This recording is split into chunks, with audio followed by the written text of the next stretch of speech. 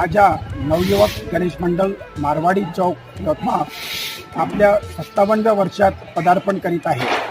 नवसाला फिरणारा गणपती मंडळ म्हणजे यवतमाळ का राजा नवयुवक गणेश मंडळ।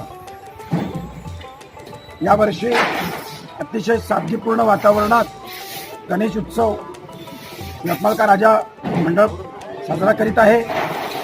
सर्व भाविकांचे पारणे फेडणारा हा नवयुवक गणेश मंडळ गणेश मूर्ती ही यवतमाळकरांची मनोकामना पूर्ण करणारी गणेश मूर्ती असून मूषक हा बोलवचनातून सर्वसामान्य भक्तांचे मनोकामना पूर्ण करीत असते।